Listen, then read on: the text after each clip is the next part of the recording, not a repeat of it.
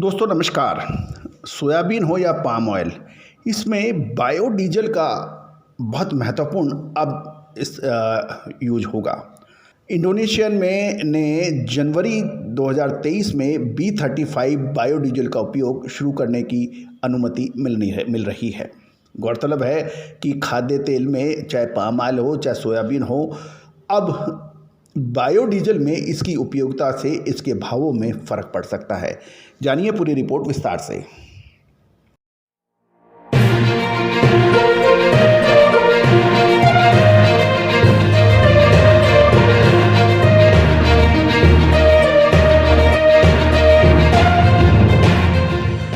Indonesia biodiesel में 35% palm आधारित ईंधन के मिश्रण के कार्यक्रम को जल्दी ही एक्टिवेशन कर सकता है।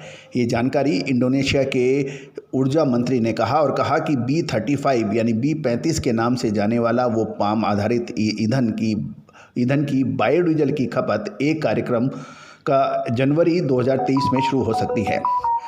गौरतलब है कि पाम तेल के सबसे बड़े उत्पादक राष्ट्र इंडोनेशिया B30 कार्यक्रम को क्रियान्वित कर रहा है।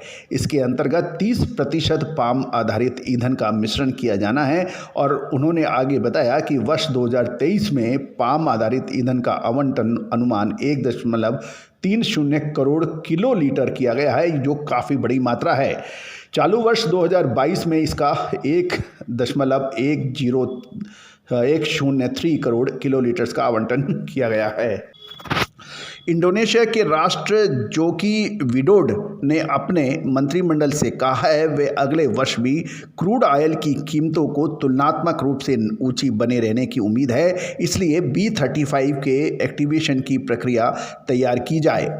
इंडोनेशिया के मंत्रालय के एक अधिकारी ने कहा है B35 नीति इसलिए लागू करने की योजना की जा रही है क्योंकि अंतर्राष्ट्रीय स्तर पर कच्चे तेल की कीमतें बढ़ने के अनुमान लगाए जा रहे हैं और इंडोनेशिया अपना क्रूड ऑयल का इंपोर्ट घटाना चाहता है और इस नीति को लागू करने से एक और उद्देश्य यह है कि अक्षय ऊर्जा की खपत बढ़ाने में भी इंडोनेशिया अब इच्छुक है। दक्षिणी पूर्व एशिया के इस सबसे बड़े और घनी आबादी वाला ये देश क्षेत्र के सबसे बड़े ईंधन के आयातकों में से एक है, यानी डीजल पेट्रोल या क्रूड ऑयल का सबसे बड़ा इंपोर्टर इस क्षेत्र का माना जाता है। इंडोनेशिया के अधिकारियों का ये भी कहना है कि जब से इंडोनेशिया ने पाम आधारित तेल का बायोडीजल में मिश्रण का हिस्सा बढ़ाना शुरू किया, हमारे यहाँ आयात बिल में उल्लेखनीय कमी आई है। B35 के क्रियान्वयन से मलेशिया में भी पाम तेल की कीमतें ऊंची होने में मदद मिलने की उम्मीद की जा रही है, क्योंकि यदि पाम तेल का मिश्रण पेट्रोल और डीजल में अधिक होगा तो इससे इसकी कीमतों को बढ़ने में मदद मिलेगी। हालांकि बाजार के कुछ जानकार ये भी कह रहे हैं इस मिश्रण को लेके कुछ हताशा यानी निराशा भी है, क्योंकि ये संभावित B40 की तुलना में नीचा होगा। इंडोनेशिया ऊर्जा मंत्रालय ने फिलहाल ईंधन बनाने के लिए 40% पाम तेल को बायोडीजल का परीक्षण अब हो रहा है। B40 परीक्षणों का हवाला देते हुए उन्होंने कहा कि फिलहाल 12 वाहनों में से 10 ने सड़क टेस्टों को पूरा कर लिया है और अभी तक कोई उल्लेखनीय प्रॉब्लम या दिक्कत नहीं आई है।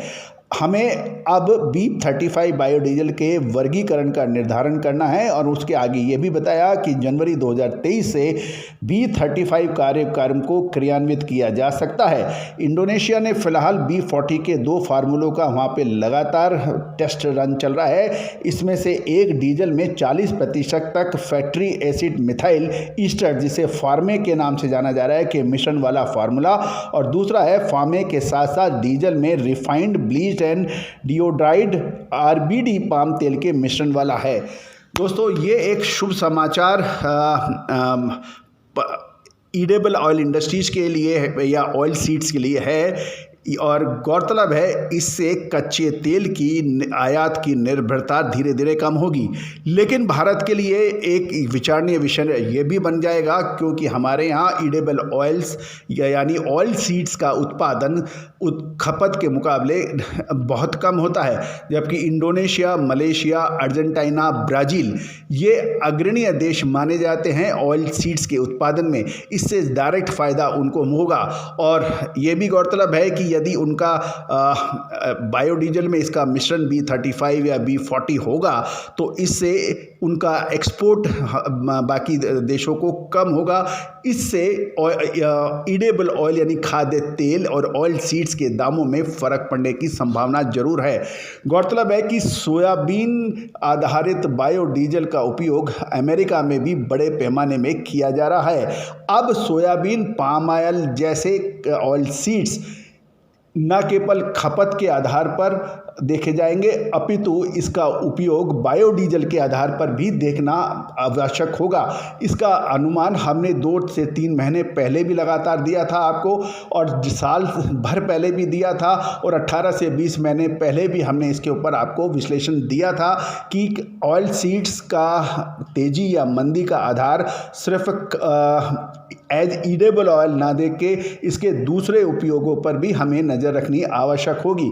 दोस्तों, आपने अभी तक हमारे चैनल को सब्सक्राइब नहीं किया है, पहली बार आए हैं, यदि आपको अच्छा लगता हो तो आप इस पे इससे खुश हों तो इसको सब्सक्राइब अवश्य कर लीजिएगा और लाइक अवश्य कीजिएगा यदि पसंद आए। साथ साथ बेल आइकन को भी पुश कीजिएगा यानी घंटी के निशान को, ताकि हर सूचना आप तक सबसे पहले पहुंचाई जा सके।